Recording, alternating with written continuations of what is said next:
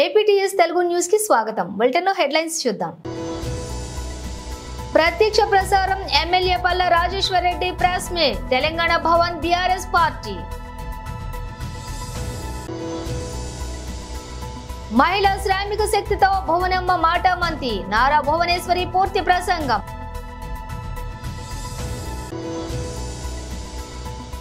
రాణించిన middle order IPL 2024 లో Chennai Super Kings బోణి.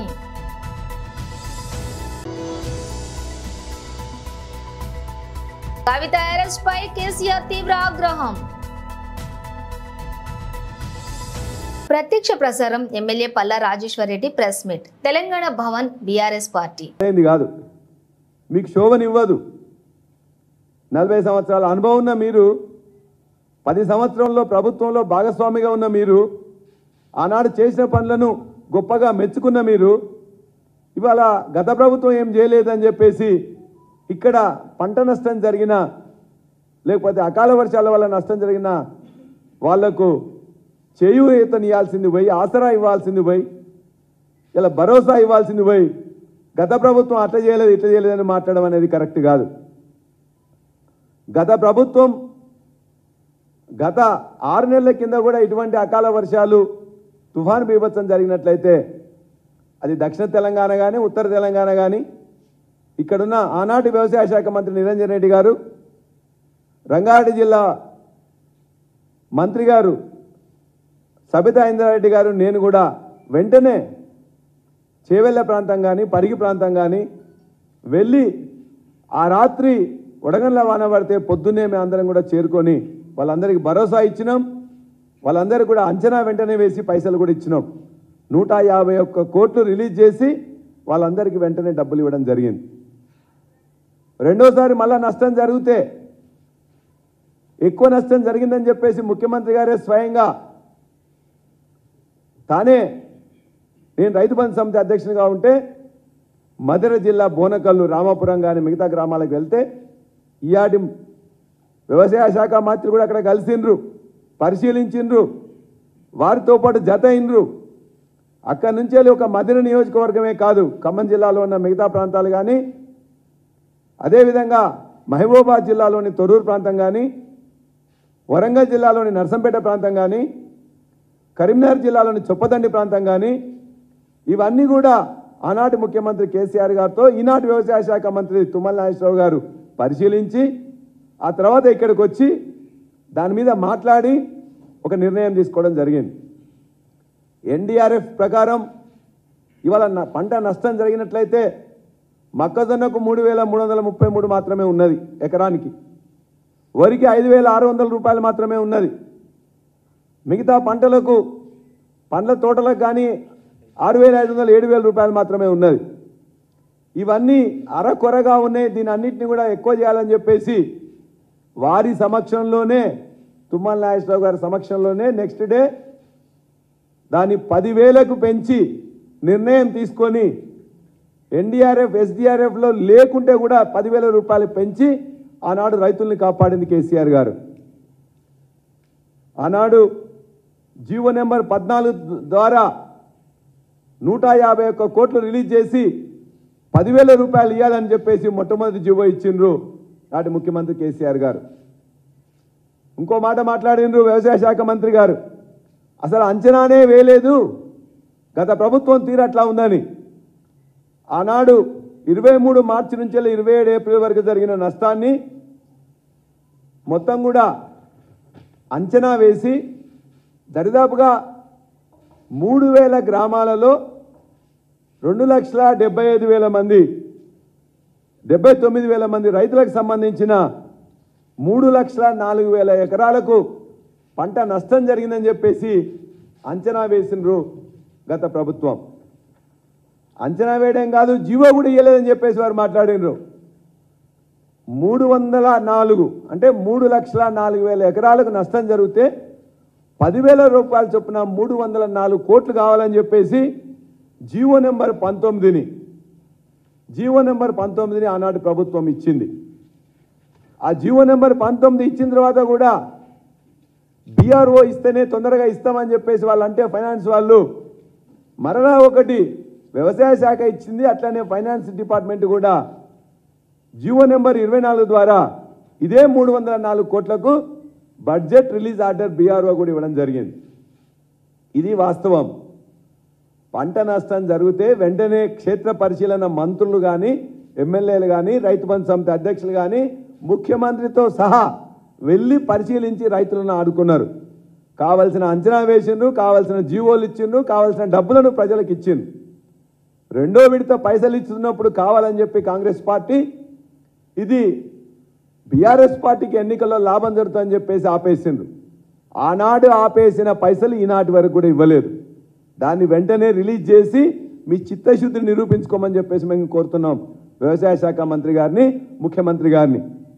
మీరు పోకుండా, పరిశీలించకుండా, రైతులను ఓదార్చకుండా ఇవాళ మీరు ఏదో రైతులకు మేము ఎక్కువ చేస్తున్నాం అని చెప్పేసి మాట్లాడడం సరైనది కాదు.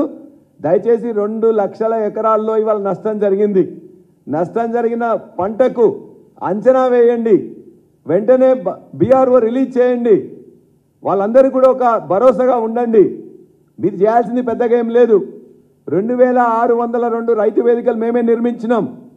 2602 అగ్రికల్చర్ ఎక్స్టెన్షన్ ఆఫీసర్లను మేమే అపాయింట్ చేసినాం. దానికి సంబంధించిన యాప్, క్రాప్ బుకింగ్ యాప్ని కూడా మేమే చేసినాం. మీకు కావాల్సిన ఇన్ఫ్రాస్ట్రక్చర్ ఇచ్చినాం, టెక్నాలజీ ఇచ్చినాం, మనుషుల్ని ఇచ్చినాం. ఇవాళ పోయి చూసి రిపోర్ట్ చేయడానికి మీకు చేత కాకపోతే చెప్పండి, మేమే చేపిస్తాం. ఇలా ప్రభుత్వంలో ఉండి గత ప్రభుత్వాలు తిట్టడం కాదు. గత ప్రభుత్వం ఇన్ఫ్రాస్ట్రక్చర్ ఇచ్చి, టెక్నాలజీ ఇచ్చి, మనుషులు ఇచ్చిన తర్వాత చేయడం చేత కాకుండా గత ప్రభుత్వం అట్లా చేయలేదు, ఇట్లా చేయలేదు అని చెప్పేసి మాట్లాడడం సరైంది కాదు. అన్ని కూడా వసతులు ఏర్పాటు చేసినాం, రైతులకు కావాల్సిన అన్ని చేసినాం. మీకు చిత్తశుద్ధి. మహిళా శ్రామిక శక్తితో భువనమ్మ మాటామంతి, నారా భువనేశ్వరి పూర్తి ప్రసంగం.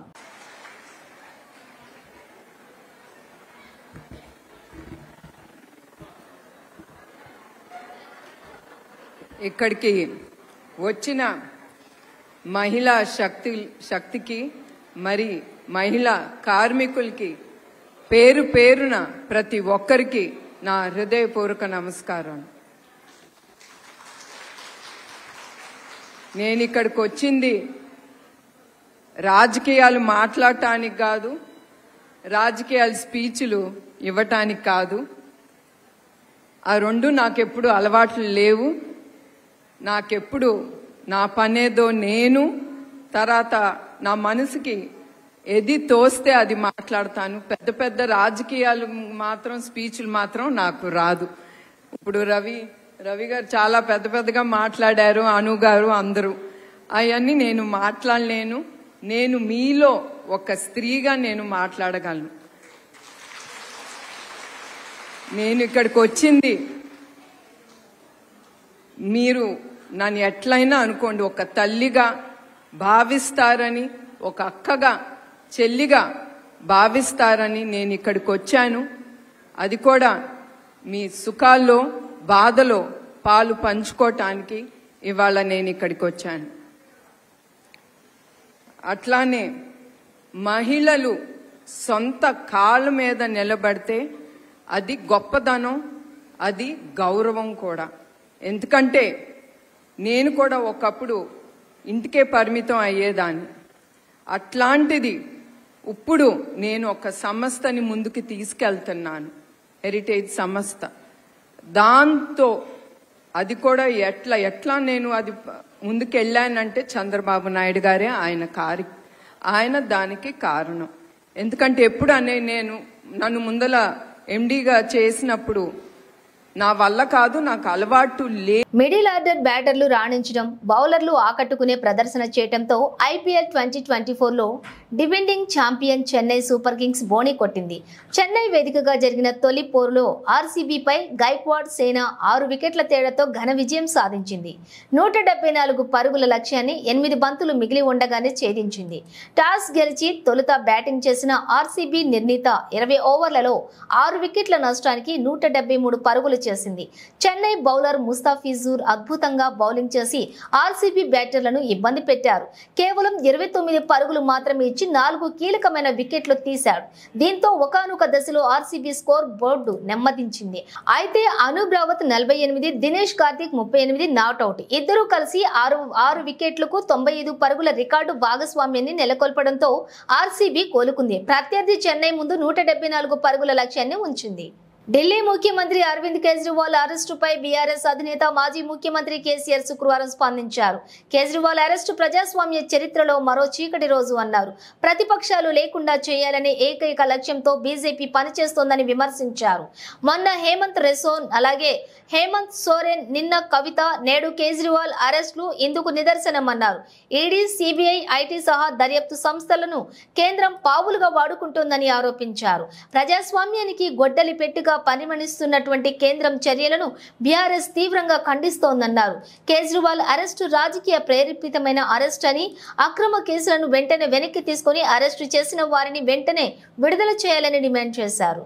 తెలంగాణ ఏఐసిసి వ్యవహారాల ఇన్ఛార్జ్ మరియు తెలంగాణ రాష్ట్ర కార్యదర్శి శ్రీమతి దీపాదాస్ మున్సి గారు మరియు ఉప ముఖ్యమంత్రి నుంచి మంత్రివర్యులు మల్లు భట్టి విక్రమార్క మరియు మంత్రులు పొంగిరెడ్డి శ్రీనివాసరెడ్డి మరియు తుమ్మల నాగేశ్వరరావు సమక్షంలో టీపీసీసీ ప్రచార కమిటీ చైర్మన్ గౌరవ శ్రీ మధుయాష్కి గౌడ్ ఆధ్వర్యంలో శ్రీమతి దీపాదాస్ మున్సి స్వగృహంలోని కాంగ్రెస్ పార్టీలో చేరిన బీఆర్ఎస్ నుంచి గౌరవ శ్రీ మధుయాష్కి గౌడ్ ఆధ్వర్యంలో కాంగ్రెస్ పార్టీలో చేరారు. ఈ సందర్భంగా ఆమె మాట్లాడుతూ ప్రజా సంక్షేమం కోసమే కాంగ్రెస్ పార్టీలో చేరానన్నారు.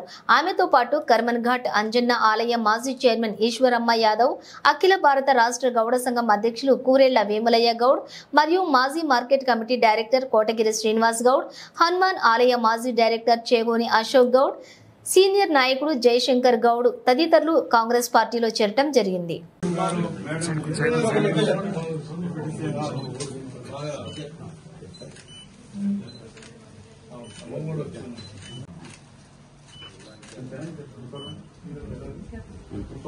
నిర్మల్ జిల్లా బొప్పారం గ్రామంలో జాతీయ ఉపాధి హామీ పనులు చురుకుగా కొనసాగుతున్నాయి. ఈ పథకం ఇప్పటికే 1,00,000 కుటుంబాలకు 100 రోజుల పని కల్పించి ఈ పథకం ద్వారా అభివృద్ధి సాధించగలుగుతోందని, వారి కూలీ పని చేయడానికి ఆసక్తి చూపుతున్నారని, ప్రజలు నీటి వనరులు బలోపేతంలో భాగంగా పూడికలు, ముళ్ల పొదలు తొలగించడం, వరద కాలువలు తవ్వకాలు చేస్తున్నారు. ప్రతి కుటుంబానికి ఏడాదికి 100 రోజుల పని అభివృద్ధి చేయాలన్న లక్ష్యంతోటే ముందుకు కొనసాగుతుంది. ఇందులో గ్రామ ప్రజలందరూ పాల్గొన్నారు.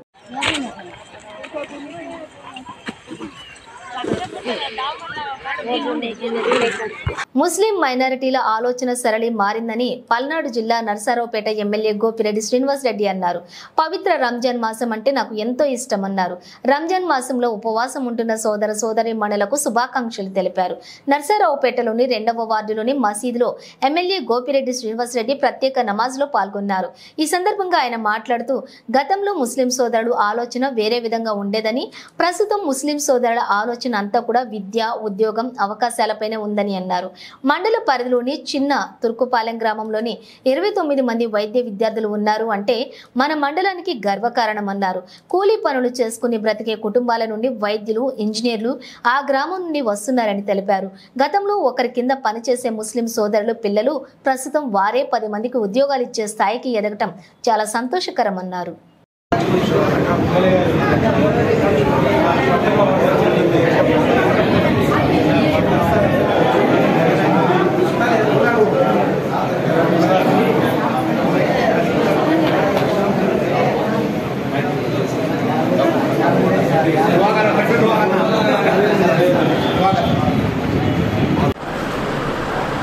మరి చిన్న తుర్కుపాలెం గ్రామం మీ అందరికీ తెలిసిన విషయమే. చిన్న గ్రామం, వాళ్ళందరూ కూడా చేతి వృత్తి పనులు, గోతాలు వ్యాపారం చేసుకుంటూ వాళ్ళ పిల్లల్ని చదివించుకోవాలంటే ఎంత కష్టపడతారో మీ అందరికీ తెలుసు. అలాంటి నేపథ్యంలో ఇవాళ రిజర్వేషన్ కల్పించడం వల్ల 29 మంది డాక్టర్లు, అది కూడా పెద్ద పెద్ద కాలేజీలో చదువుకుంటూ ఉన్నారు. 200 మంది ఇంజనీర్లు ఉన్నారు. మరి ఎంతోమంది ఇవాళ మైనార్టీ సోదరుల యొక్క ఆలోచన శక్తి, ఆలోచన సరళే ఈరోజు మారిందనేది వాస్తవం. ఈరోజు తమ పిల్లల్ని చదివించుకోవాలి, మరి వాళ్ళ పిల్లల్ని మంచి ఉద్యోగాలు చేయించుకోవాలనే ఒక ఆలోచనతో ఈరోజు చాలామంది కష్టపడి పనిచేసి వాళ్ళ పిల్లల్ని చదివించుకుంటూ ఉన్నారు. اللهم اهدنا الصراط المستقيم صراط الذين أنعمت عليهم من النبيين والصديقين والشهداء والصالحين وحسن أولئك رفيقا. اللهم إني أعوذ بك من الهم والحزن، أعوذ بك من العجز والكسل، أعوذ بك من الجبن والبخل، أعوذ بك من غلبة الدين وقهر الرجال. لا إله إلا أنت سبحانك إنا كنا من الظالمين. మహబూబ్ నగర్ ఎంపీ అభ్యర్థి డీకే అరుణమ్మ ప్రచారంలో తనదైన శైలిలో దూసుకుపోతున్నారు. ప్రత్యర్థులకు అంతు చిక్కని రీతిలో థింక్ డిఫరెంట్ అంటున్నారు. తాజాగా శనివారం మహబూబ్ నగర్ ఎంవీఎస్ మైదానంలో స్థానికులు బీజేపీ నాయకులు కార్యకర్తలతో కలిసి మార్నింగ్ వాక్ చేశారు. ఈ సందర్భంగా పాలమూరులో అరుణమ్మకు ఎందుకు ఓటు వేయాలో వివరిస్తూ కరపత్రాలు పంపిణీ చేసి ఓట్లు అభ్యర్థించారు. పాలమూరుకు తాను ఏం చేశానో ప్రజలు ఆలోచించి ఆదరించాలని కోరారు. ఈ కార్యక్రమంలో భాగంగా ఎంవీఎస్ మైదానంలో స్థానిక ప్రజలు, చిన్నారులు, వయోవృద్ధులను అరుణమ్మ ఆప్యాయంగా పలకరించిన తీరు అందరి దృష్టిని ఆకర్షించింది. అరుణమ్మ తమను పలకరించిన విధానం పట్ల స్థానికులు హర్షం వ్యక్తం చేశారు.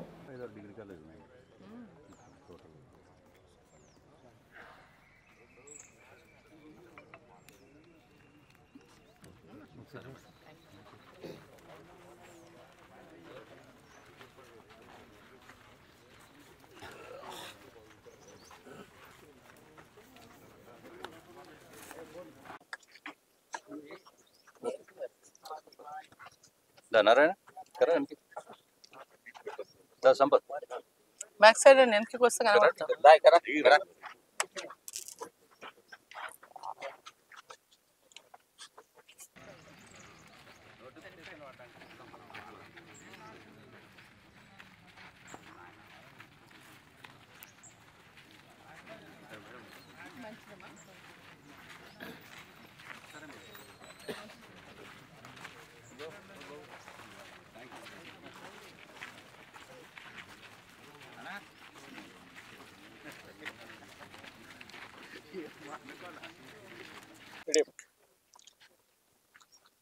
సరే, ఎన్నికల ప్రచారంలో భాగంగా ఎంఈఎస్ కాలేజ్ గ్రౌండ్కి ఈరోజు పొద్దున్నే ఇక్కడంతా వాకింగ్ చేస్తున్న వాళ్ళందరినీ కూడా కలుసుకోవడానికి రావడం జరిగింది.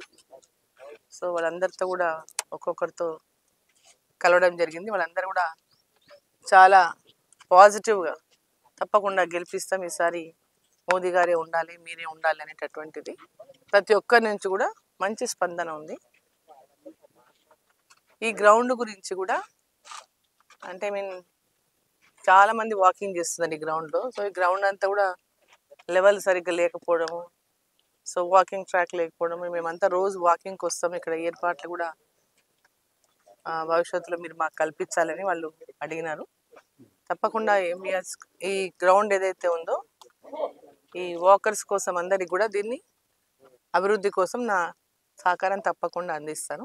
పాయకరావుపేట లక్కీ షాపింగ్ మాల్ ప్రారంభోత్సవం రోజున అందరినీ ఆహ్వానించినట్లే మాజీ ఎమ్మెల్యే వంగలపూడి అనితను కూడా ఆహ్వానించామని, అయితే అనిత యాజమాన్యం విజ్ఞప్తి మేరకు జ్యోతి ప్రజ్వలన చేసి వెళ్లిపోయారని, అనిత 50 లక్షల విలువ గల చీరలు డిమాండ్ చేసినట్లు, అలాగే ప్రారంభోత్సవానికి ₹1,00,000 అడిగినట్లు ఒక వార్తా కథనంలో వచ్చిన న్యూస్ లో వాస్తవం లేదని lucky shopping mall store manager G Ramesh శుక్రవారం పత్రికా మీడియా సమక్షంలో తెలియజేశారు. యాజమాన్యం దృష్టికి విషయం తెలిసిందని, ఫేక్ న్యూస్ రాసిన వ్యక్తిపై చర్యలు తీసుకోవడం జరుగుతుందని రమేష్ ఈ సందర్భంగా తెలియజేశారు. Good evening. మొన్న 20వ తారీఖు ఉదయం మన lucky shopping mall grand opening చేయడం జరిగిందండి. దానికి సంబంధించి అతిథులందరినీ కూడా ఆహ్వానించడం జరిగింది. అందరితో పాటు మన మీడియా సోదరులతో పాటు అనిత మేడం గారు కూడా వచ్చి జ్యోతి ప్రజ్వల చేయడం జరిగిందండి. ప్రతి ఒక్కరు వచ్చి వాళ్ళ ఆహ్వానాన్ని మాకు ఆశీర్వాదాన్ని ఇవ్వడం జరిగింది. అలాగే మేడం గారు కూడా వచ్చి రోజు స్టోర్ విజిట్ చేసి జ్యోతి ప్రజ్వల చేసి అందరితో పాటు వచ్చి ఆశీర్వదించి వెళ్ళడం జరిగిందండి. అలాగే ఓపెనింగ్ సాయంత్రం ఒక ఫేక్ న్యూస్ రావడం కూడా జరిగిందండి అనిత మేడం గారి మీద. ఇందులో ఒక మూడో వ్యక్తి థర్డ్ పర్సన్స్ ఎవరో ఉండి ఆవిడకున్న మంచి పేరు మీద బురద చల్లే ప్రయత్నం చేస్తున్నారని మా యాజమాన్యం కూడా ఆ థర్డ్ పర్సన్ కోసం వెయిట్ చేస్తున్నారు సార్.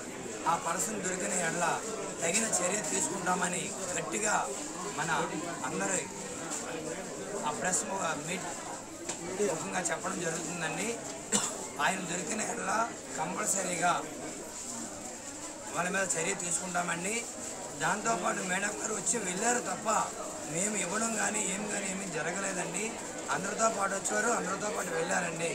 ఇది వాస్తవం.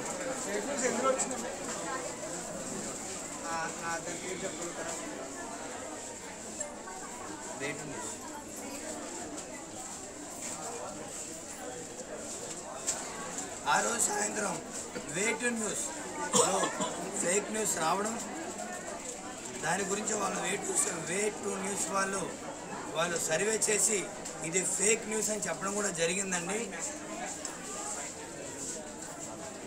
అది ఫేక్ న్యూస్ అని చెప్పడం కూడా జరిగింది సార్.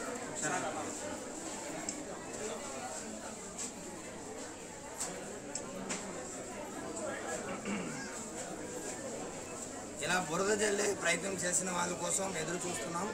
దొరికిన ఎడల తగిన చర్యలు తీసుకుంటామని మా యాజమాన్యం తరఫున మరీ చెప్తున్నాం సార్. యాజమాన్యం తరఫున స్టేషన్ కంప్లైంట్ ఇచ్చారండి? మా తరఫు నుంచి ఏ కంప్లైంట్ ఏమీ లేదు సార్. అది కూడా ఫేక్ న్యూసే సార్.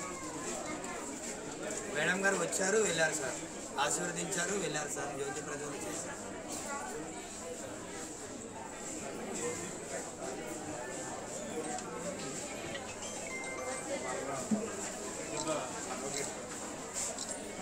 రాజన్న సిరిసిల్ల జిల్లా ఎల్లారెడ్డిపేట మండలం రాజన్నపేట గ్రామంలోని బస్టాండ్ ఆవరణలో డాక్టర్ బిఆర్ అంబేద్కర్ యువజన సంఘం అన్ని కుల సంఘాల ఆధ్వర్యంలో డాక్టర్ బిఆర్ అంబేద్కర్ విగ్రహాన్ని ఘనంగా ఆవిష్కరించారు.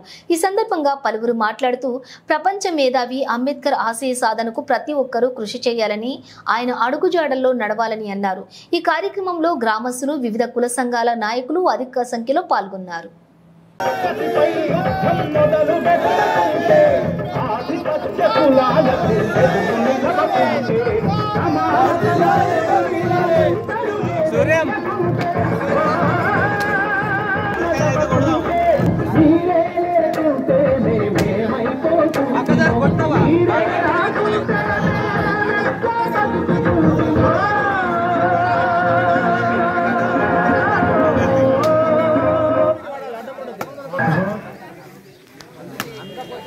ఇక్కడ ఝాన్సీ రీట్ నుంచి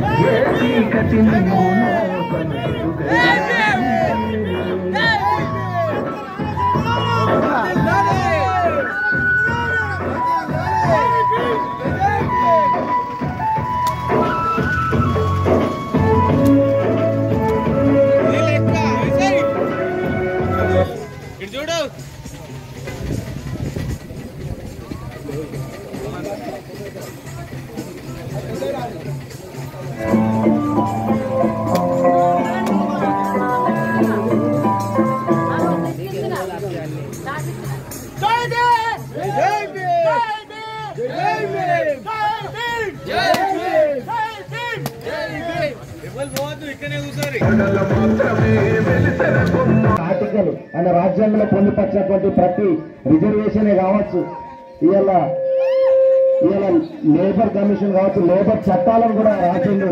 ఇవాళ అందరం మనం కార్మికులుగా, కర్షకులుగా, ఇవాళ వ్యవసాయ చట్టాలను కూడా అమలు చేసినటువంటి వ్యక్తిగా ఇవాళ లా కమిషన్ మరి చైర్మన్ ఉన్నప్పుడు అంబేద్కర్ గొప్ప గొప్ప కార్యాలు చేసిండు. నిజంగా చాలా మంది అంబేద్కర్లు ఒక కులం సంబంధించిన వ్యక్తిగానే చూస్తున్నారు, కానీ కులవాది కాదు, అందరి వాది, మానవతవాది, చాలా మంది సమానత్వం కోరుకున్నటువంటి వ్యక్తి.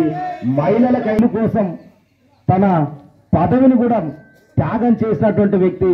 ఇలా మహిళలకు అనేక చట్టాలు తీసుకొచ్చినటువంటి గొప్ప నాయకుడు. ఇవాళ మనం బాబాసాహెబ్ అంబేద్కర్ గారి ఆవిష్కరణ చేసుకున్నాం. అది ఆవిష్కరణ చేయడమే కాదు, ఆయన ఏవైతే కలలు కన్నాడో ఆ కోరికలు నెరవేర్చే దిశగా మనం అందరం ఉండాలి. ఇవాళ ఎందుకు అంటే ఇవాళ మనకు ఒక శుభ సందర్భం ఏంటంటే మనము. బులెటిన్ ముగించే ముందు హెడ్లైన్స్ మరోసారి. ప్రత్యక్ష ప్రసారం MLA Palla Rajeshwar Reddy press meet Telangana Bhavan BRS party. మహిళా శ్రామిక శక్తితో భువనమ్మ మాటామంతి నారా భువనేశ్వరి పూర్తి ప్రసంగం.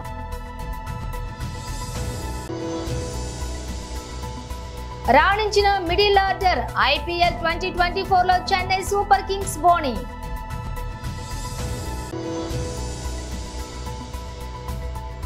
కవిత అరెస్ట్ పై కేసీఆర్ తీవ్ర ఆగ్రహం. ఇవి బులెటిన్ డీటెయిల్స్. మరో బులెటిన్తో మళ్ళీ కలుద్దాం.